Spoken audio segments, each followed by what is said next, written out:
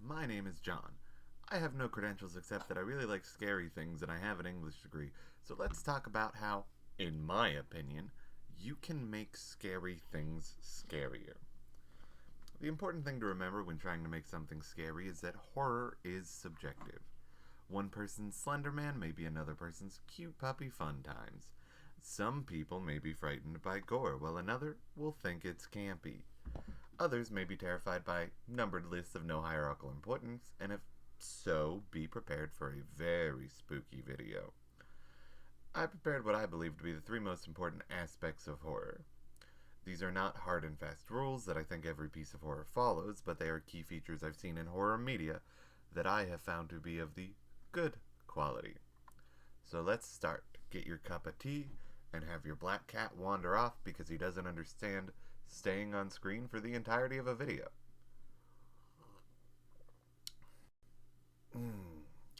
It's green tea with lemon juice and bad apple rum. Scary. Number 1. Tension release versus tension explosion. There is a strong possibility that sentence doesn't make sense, so let's make it make sense. Horror and comedy are cranky bedfellows in a decades-long marriage that keep it going because they have similar hobbies. Both of them enjoy building up tension in scenes using anticipation to build an emotional, energetic response to the viewer, or for the viewer, related to the viewer in some means. When they fail in building up this emotional energy, they don't often succeed in their goal, which is either to make you laugh or to make you scared. How they build it up and how they let it go in regards to that energy is where they differ. Comedy builds up anticipation by trying to get the viewer to guess what's coming next and then delivering something unexpected, allowing for a cathartic release of the energy they had built up while trying to guess what was about to happen next. Think of the knock knock joke. Knock knock, who's there? Banana. Knock knock, who's there? Banana. Knock knock, who's there? Orange. Orange who? Aren't you glad I didn't say orange? I mean banana. Jokes is hard. Horror builds up anticipation by making the audience not know what is coming next, but letting them know that something will, but not when. This puts the audience on a hair trigger. When the trigger is pulled, the tension explodes out, usually resulting in some sort of shock response, such as jumping or screaming or gasping. You know, being afraid. The line between comedy and horror is a small, blurry one, and with a bit of work, you can make comedy into a horror and vice versa. So, to talk about how these things build up and break down energy, let's personally break down the old dark comedy anecdote of Pagliacci the Clown.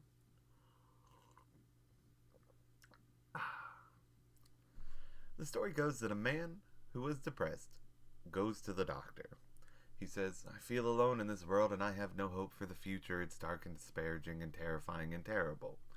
The doctor says, "Sir, the treatment is simple. You must do something to pick up your spirits.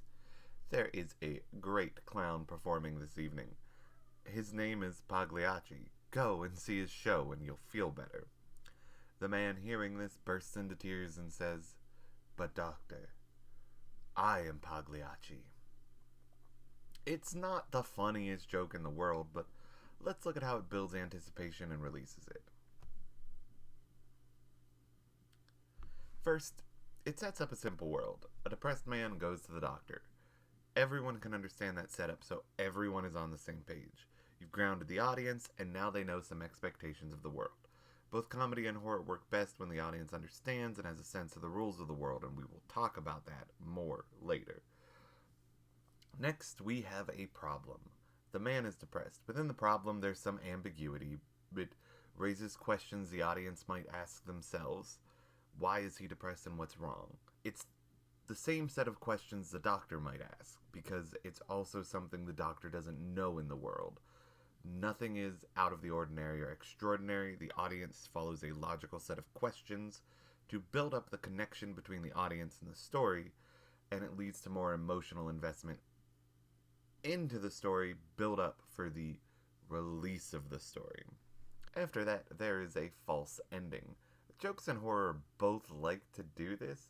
By providing a false conclusion or a false solution, you falsely reset the emotional levels of the audience. You get them to believe that, oh, everything will be okay. It doesn't provide an outlet for where the emotional energy can go, but it tells them things are okay.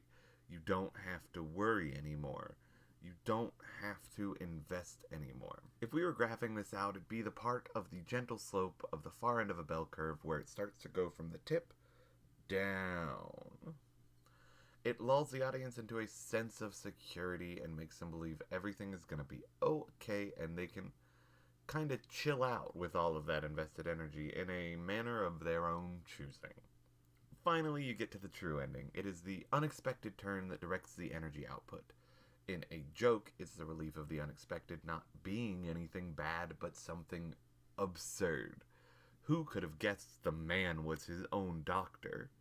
I mean, his own solution. But maybe he's also the doctor. In horror, it's the shock of the unexpected, but not being a good or manageable thing, but more like something that's bad or unconquerable. Finally, you get the true ending. It is the unexpected turn that directs energy output. In a joke, it's the relief of the unexpected not being anything bad, but absurd. Who would have guessed that the man would be the clown he was recommended to go see? It's silly. In horror, it's the shock of the unexpected not being good or manageable, but something bad or unconquerable or unexpected that results in a negative impact. Who would have expected the man to be the clown? The only solution to his depression. You can see why I chose this specific anecdote. It's kind of like poking a small hole in a balloon and letting the air out versus stabbing a balloon and popping it to get the air out. They do both achieve the same end result, an empty balloon, but in two vastly different manners with two vastly different outcomes. In one of them, you can put a piece of tape over that hole, and the balloon will be patched and it will hold air again. In a joke, you can build up those expectations again in almost even the same manner, and people will still get some sort of response to it if you do the same thing. In a horror movie, the balloon is gone and the world is forever changed. In something that is scary or spooky, the big climactic scary release fundamentally changes the world of the film. When the big bad guy shows up, you can't go back to a world without the big bad guy. Again, this joke being a piece of darker comedy kind of blurs the lines in its own unique way, because sure, it is a bit funny the man went to get help and was recommended to go watch himself. If you replace the comedian clown with the bad barber who goes and gets a bad haircut and then goes and looks for recommendations and says, "You cannot recommend me Pagliacci the barber, for I am Pagliacci the barber," there'd be no ambiguity. No one ends up permanently worse. The world can go back to normal. Nothing is aggressively changed, and we can laugh but feel relieved. The depression adds a tinge of reality that we all could experience, and the problem never gets solved. The man is still depressed, and that is shocking to end the story. When you have tension that is released in a horror movie, you have to remember that the world can't go back to normal afterwards. That's what I mean between tension release and tension explosion. An explosion changes the world. A release resets it back to normal. This brings us to point number 2. Be realistic and consistent with the world that you build. Like in the world that I've built of this video, I have 2 cats that are getting the zoomies. And I'm not going to stop them because they live here too and they have every right to. Which brings us to point number 2. Be realistic and consistent with the world you build. Now shut and listen. This does not mean that the world has to be realistic. That would be hella boring. What it does mean is that you have to set up and then obey the rules that you create for the world. And a lot of those rules will likely be grabbed from the reality we'll live in, which allows you a kind of a shorthand. But if you don't follow that shorthand and you don't follow up the other rules that you do set up that are beyond the reality we live in, and you don't treat that world consistently, you're basically kneecapping yourself and your ability to build anticipation. Whatever rules you create, you have to follow. Think back to Pagliacci. The first thing that joke does is set up the ground rules for the world. If a person gets depressed in this world, they can go to a doctor. In the real world, if you get depressed, you can go to a doctor. That means we know that this world follows at least some of the same rules as ours, and it allows the audience to expect certain things and not have to ask questions about the world. It's very common for people to confuse things that are scary with things that are just unexpected. That's how jump scares get you, and that's why jump scares have such a low threshold of quality. Because they don't put in as much work as they do surprise you. And the world doesn't change because of that. You see these problems and a lot of world building in general in creepypasta. So we're gonna do a mini script doctor on one of them right now to see it in action. We're gonna talk about the story The Expressionless. The link will be in the description below if you're unfamiliar with it, because I'm not gonna read the whole thing, but I will provide a summary that covers most of what we will need to know to talk about and correct. A mysterious nameless mannequin-like woman walks into a hospital wearing a bloody gown and seemingly without a face. As the story states, quote, "For no discernible reason, the nameless woman had a kitten in her mouth." End quote. Doctors restrain her and go to treat her, but then the woman starts fighting back when they are about to, quote, "inject her," end quote, after responding passively to everything up to this point. She smiles at the head doctor with a sharp-toothed smile that was seemingly impossible to fit into her mouth. When the authorities arrive to deal with the woman, she attacks, declaring that she is God, and ends up killing everyone but a single nurse, and has never been seen again. Now, I think this story has a lot of great foundational work, and I am not intending to shit on it. I don't know what stage of writing this person is at, but it's not bad. It's just not as good as it could be. It doesn't do a great job of building a believable world, and because of that, we don't have anything to be truly surprised by, because the rules don't make sense. Let's look at the rules it sets up. The first, it's in a normal hospital. Number 2, this woman is at least normal enough that she could get into the hospital without raising any particular sense of alarm. The hospital will attempt to treat this woman because that's what doctors do. The staff are afraid of this woman. The woman is passive until she isn't. 1, 2, 3, 4, and 5. These are all the major rules we learn about the world before shit hits the fan and she starts murdering folks. Once that happens, the climactic moment of the story, the rules change. And here's what they become. And here's what the audience knows and appreciates. 1. The woman is super strong and unable to be restrained by multiple staff members. 2. She has a big old mouth full of big old teeth. 3. She likes to kill people. Not for any reason, just to kill people. Maybe because dot dot dot. She believes she is God, and I guess that means she kills people.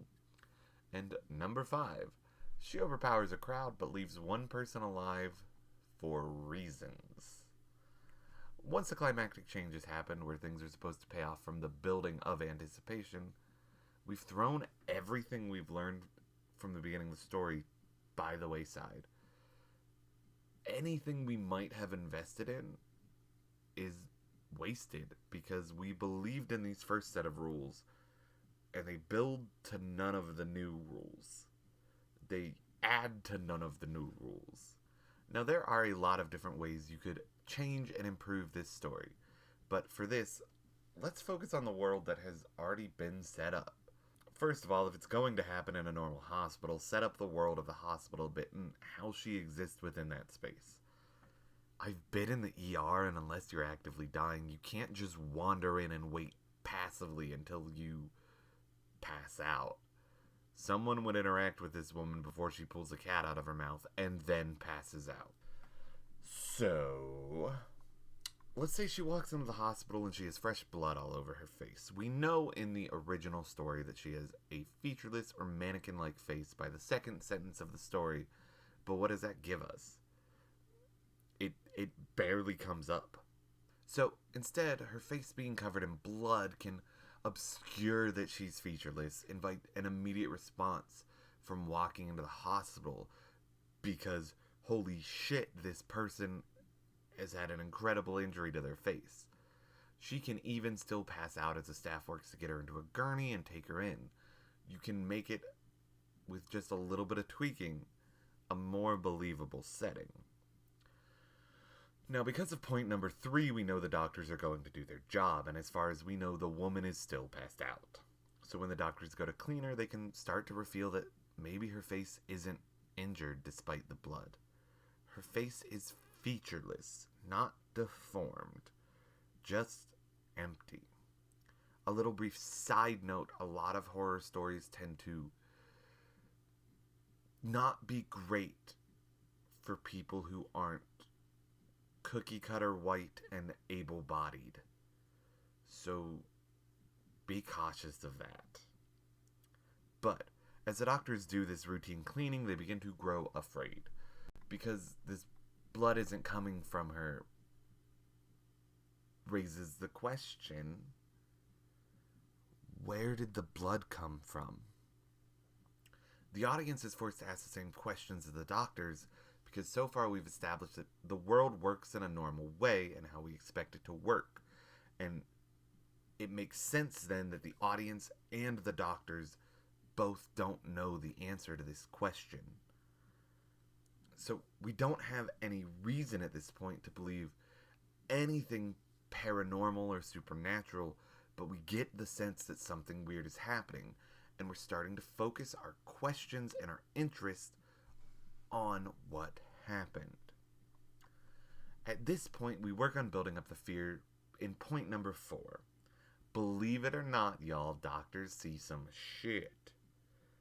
I would imagine they are the least likely people to be freaked out by gore.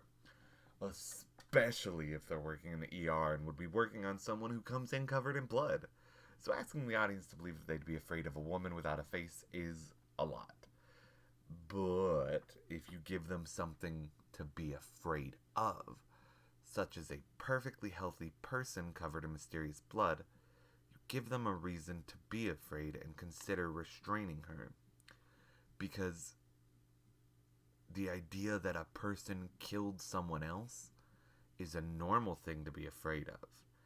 And it's normal for doctors who have seen some shit, y'all, to be afraid of someone with the capacity for murder. And as the doctors ask, where did the blood from? The question can hold in the air. The audience trying to think of questions that might help get to the answer. Did it come from an animal? Did it come from a person?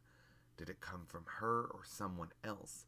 As the doctors work to restrain the woman, and one of them will go and call the police, maybe inquiring if there's anything they should know, and explaining that this woman came in with A blood-covered face but no visible injuries. The police would probably say, "That's weird.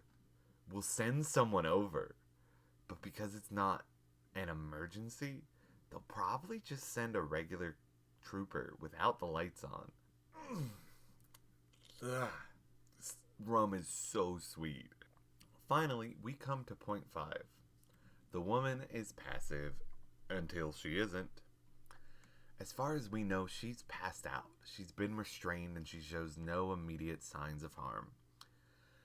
However, doctors are more thorough than just wiping a woman down.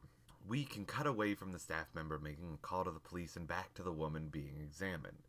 The pressure has been diminished, so the energy is kind of relieved a bit.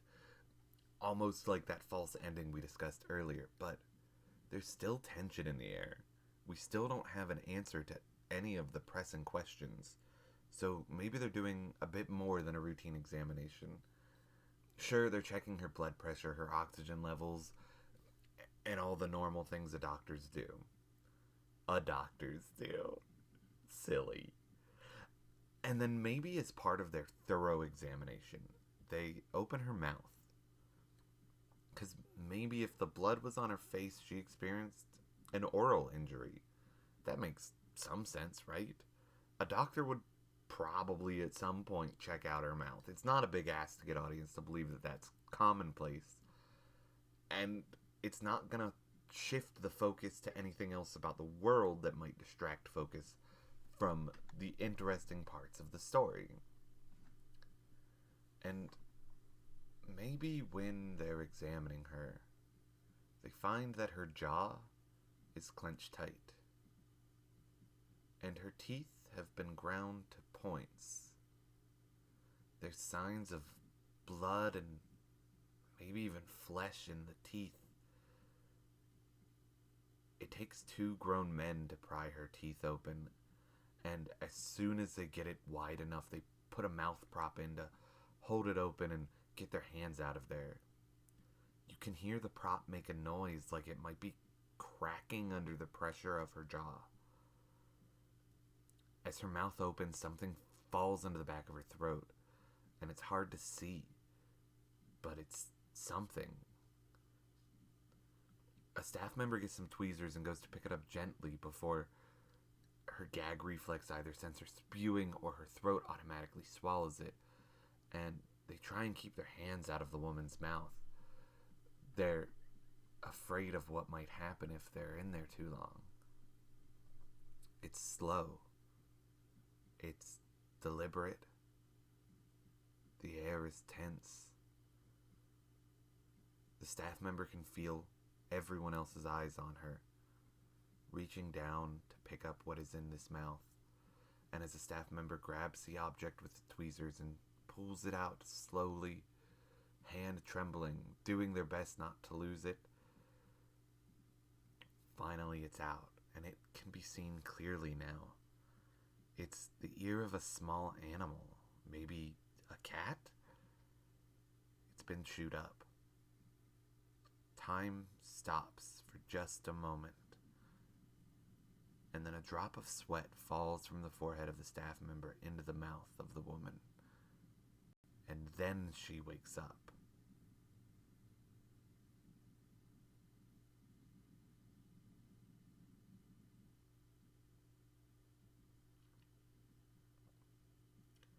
By establishing the normalcy of the world, we can rest in the tension of what, as in what's happening and what's going to happen next. We know exactly as much as the doctors know, even as we're the readers of the story. We have no reason to believe anything else is going to happen except for the hyper focus on the situation at hand. We even get a little bit of that false ending that we talked about in Pagliacci, because you would expect something to happen when they got their hands all up in the mouth. Or you might even expect something to happen when they are pulling the kitten ear from the mouth. You don't expect something new to happen. But that something new does happen, and it changes the world. But you don't ask how or why. It's incredibly believable that someone would be sweaty. People know, or at least have an idea of how medical professionals work.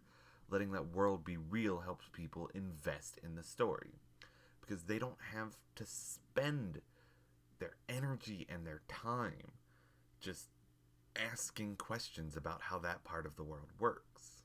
Letting that world be real helps people invest in the story, because they don't have to spend time asking, how does that world work? How does that thing work?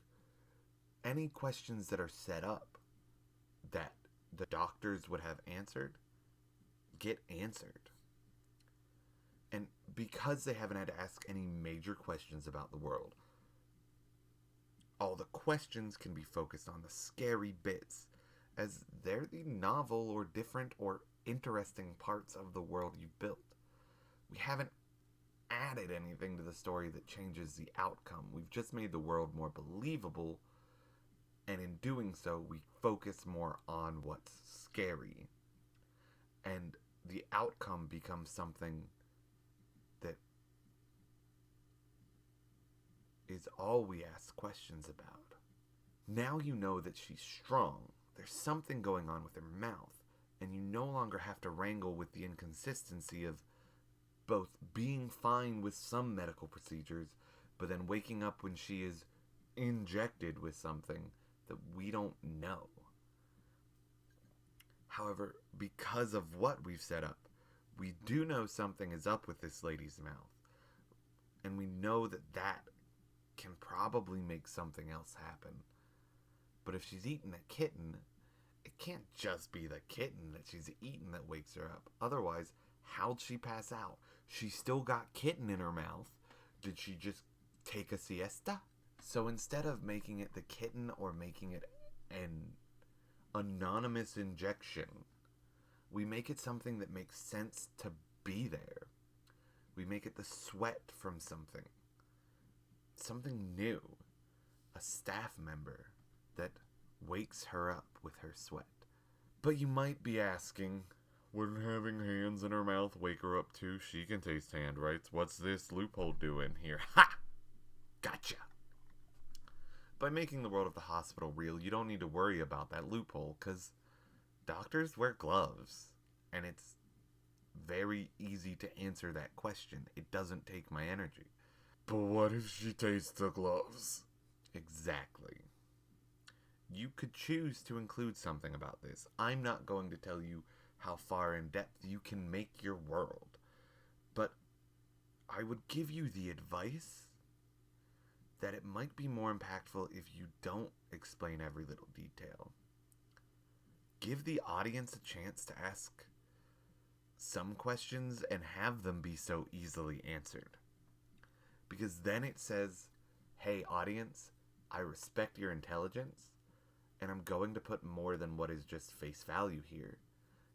Because if you read between the lines, it's the taste of something living that makes her wake up. It's the taste of a human, even if it's just sweat. Now, the audience can put this together themselves, and we know that the feeding frenzy to follow makes more sense. She's not killing to kill, she's killing because she's tasted something that she wants to eat. She's hungry. We also have a much clearer explanation for how anyone knows about this story that I snuck in there real secret-like, and you might not have even noticed. Because why would she only leave one person alive? Did the lady get full? Was the person hiding? And if she hid, why didn't other people hide?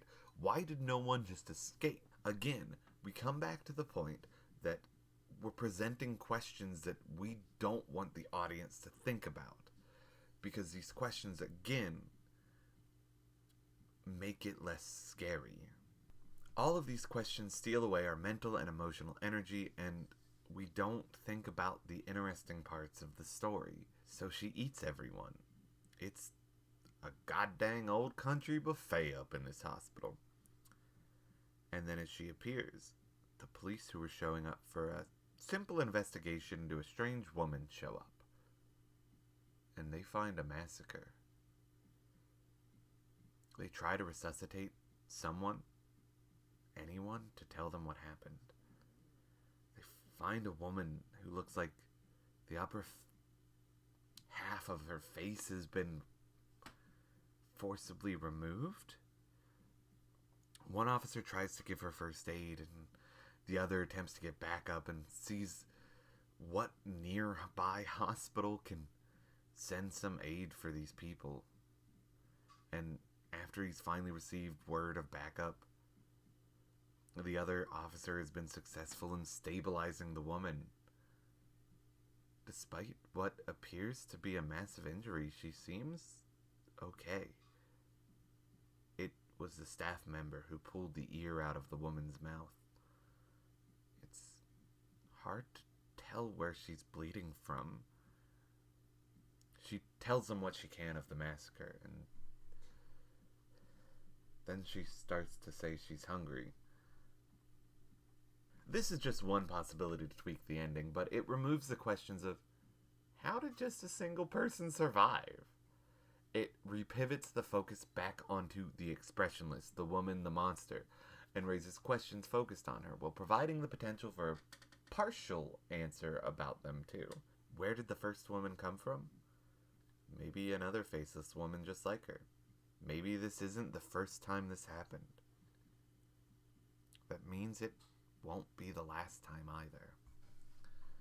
We didn't drastically change the story, but we established a world in which enough things are answered that any questions we do have focuses on the absurdities, and the absurdities are what's scary. We don't raise commonplace questions that would lose our focus. And so we only look at the interesting parts of the story. Honestly, the only part that I really have trouble fitting in anywhere is that part about she's God, because it doesn't add anything except maybe an attempt to add some sort of theme. But we'll talk about those later. Actually, we'll talk about those now. Because our next and final point, horror is a magnifying glass, not a telescope. What does this mean? Fuck if I know. Oh, wait, I do, because I wrote it. A magnifying glass is meant to make something that is small, but close to us, look bigger. A telescope is meant to make something far away, but big, look closer. If you want something to be truly scary, you need to place it in a proximity to the audience, and you need to take a real close look at it, and not just in a literal sense. You could zoom in on the picture of a bug, and bug faces is creepy, but it goes beyond just getting really close to a thing. Good horror amplifies the reality of the world we live in by magnifying problems that already exist and are around us, and forces them to the extreme. A telescopic story might focus on big events far away and bring them to us to view, but we have no impact on them. They are far away from us. We cannot interact with them. They are a different world. A lot of fantasy falls into this, but those cover themes in a different way. And I'm not going to talk about them entirely now. But in those fantasy stories, we are witnessing from a third person's perspective. A magnifying story focuses on things that are close to us, that we can experience, and makes us look at them in even more detail. It is the neighbor next door that always has been a little off, or it's the basement that we know nothing's there, but it's still so dark and empty. It's the problems of living in a society that still hurts people because of qualities they don't get to control in life, and what it means to be a part of that society. Even in simple stories meant to scare kids, You're taking something that might be off-putting for them and amplifying them to what otherwise would be an absurd level. Take, for example, the commonplace story of a serial killer breaking out of jail. An announcement is played on the radio of two teens who have parked their car somewhere out of the way to make out in peace and quiet, and they change the station as if they hadn't heard or don't care about the killer, because they want to listen to fuck music. As things get hot and heavy, they hear something outside of the vehicle, but they don't stop. When they're done doing what horny teens do, they go to leave and find their car won't start. One of them gets out to investigate, and they find mysterious scratches on the car, or maybe something's torn out or obviously broken, causing the teen to investigate further, disappearing from the sight of their lover. The other teen in the car is sitting there waiting and turns the radio to a different channel.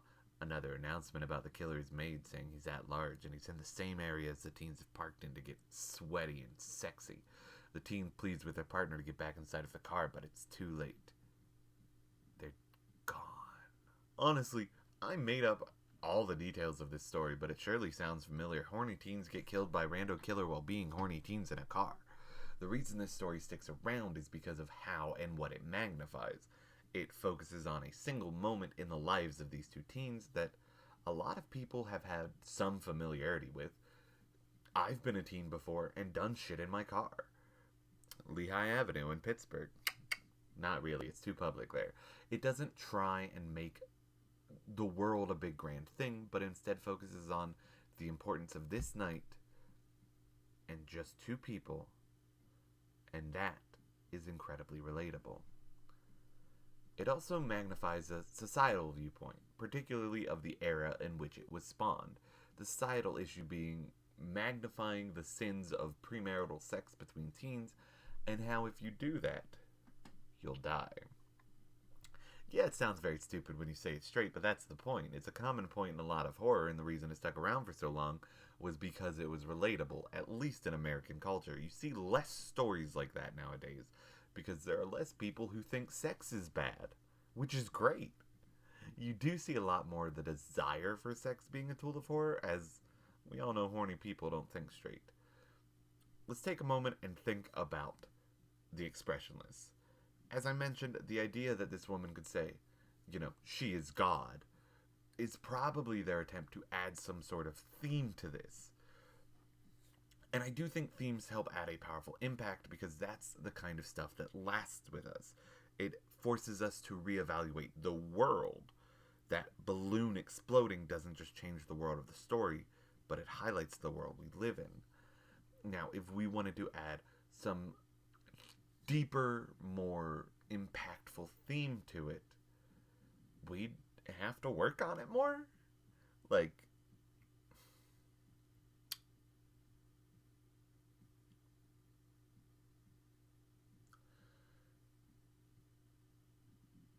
I don't know. I don't have one. I didn't write this part. Some parts I don't write, and I just make up as I go. And that's hard. So let's take a look at the expressionless for a moment. The one part that I said I couldn't really figure out how to fit in is that belief that she claims she is God. And that's because that's kind of a cop-out. It's just, if you want to be scary, throw in religion, and people will be like, God, terrifying. But you could make it about so much more. Just as an off the top of my head, John didn't write this part breakdown, you could talk about the theme being how the medical system is not great. Because what it creates is essentially a lot of infinite problems. Because people can't afford to get care to make their lives better. The problems just keep continuing. And that's straight off the dome, baby. And you could write the story in that mode. I didn't, and they didn't. Because it's kind of got to be a thing you think about throughout the whole process. Is, what are you really trying to say? But enough about that. Let's look at something with a bit more substance to it. Namely, Shirley Jackson's The Lottery. A lot of folks, at least in the American school system, have probably read this. But if you haven't, I'll provide a link below. I highly recommend giving it a read or review. It's quick and will make the next bit make a bit more sense because it is a dense enough story that I can't just recap it in the same way that I recapped the last one. But if you're like, I know this story and I need a brief recap to explain what it is, here we go. The lottery is the story of a village on the day of their lottery, an event where everyone picks a slip from a box. If you pick a slip with a dot on it, you will get killed by being stoned in public by everyone in the town. Someone picks the slip, and they get killed by being stoned by everyone in town. The recap doesn't sound that scary. A lot of horror things don't sound that scary when you just state what's happening. Which is why you should read it, and I will assume you have from this point onward. It is an incredibly simple premise when you just state what events occur, but the story focuses on more than just that little bit, and it gives us a look into the life of this town. We learn that this is not the first time they've done this, and it isn't the last. And everyone knows about this. Not just a few people. Not just the leaders of this town. Everyone. Villages over are discussed having done the lottery in the past. The kids are the ones gathering up the stones and placing them in a pile and guarding them like a child would guard their favorite toys. The old folks are lining up early and complaining about things than the way that old folks do, because things have changed but some things stay the same. The day is such a commonplace event that one woman forgot it was happening while she was doing chores around the house. A human being dies at the end of this story, and it is treated with the reverence of a shitty neighbor's birthday party at Applebee's. A day that involves permanently removing a member of this town, which at this point you have been introduced to, is treated with the same importance and frequency as a school day picture, something that just must be done and then life will return to normal. It's the civic duty of the lottery. It's voting, but you die. They talk about how the other towns have stopped doing the lottery, and they think that's a bad thing. And at this point in the story, you still don't know what the lottery is if you haven't read it before. It isn't just a story about how a town randomly murders a townsperson. It's about how a society, when acting together, can commit atrocious acts of violence as long as everyone else goes along with it and everyone thinks it's normal. The small event that brings it into focus is a single part of a single day of these people's lives that for them is barely out of the ordinary. You're not burdened with the history of how this came to be because it isn't important. It doesn't raise the stakes of this particular day, it just raises the questions that would remove the impact. The story focuses on the people in this moment on this day, and it doesn't ask the reader to think about anything beyond now. And that is good, because the more you think about the not now, the less you're getting invested in what's about to happen. Because as you read the story, you don't know what's going to happen next. As far as you can tell, this isn't a horror story. This is just a story about some people. What raises the stakes is getting to meet the people who live in the world. Knowing they're members of a family with kids. Knowing that some people are old and can't make it. Knowing that something is coming but not knowing what. But being led to believe that whatever it is, it's perfectly normal for them. The larger themes it brings closer to us is the damage that going with society can do, the fear of change in the world, and how we sacrifice some people for the supposed benefits of others. It brings all these themes and more into proximity, and you can't finish the story without thinking about them. Because we can see ourselves existing in a world like that. We all have likely done something just to go along with the group, or because everyone else seems to think it's normal. Good horror shines a new light on the world we already know. Great horror shows us that world and lets us know exactly what spot we fit into. And it's almost never the role of the person who makes the world better. It's at best the role of someone who survives. It asks us to look at the world we live in as an outsider, seeing how we might be a part of the problem, or at best, we allow those problems to exist. We don't fall into the role of the hero or protagonist of the lottery because there isn't one. You and I, we're the townspeople. We allow terrible things to happen to some people because we believe it would be better for the rest of us. By bringing these ideas closer to us with the magnascopic lens of horror, we are forced to look at it. There's nothing else in view, and we're afraid of what we might see. Because it might go from an inspection of something terrifying to a reflection of ourselves in the world. Hey, thanks for watching. This is obviously just my reading of horror and thoughts on it.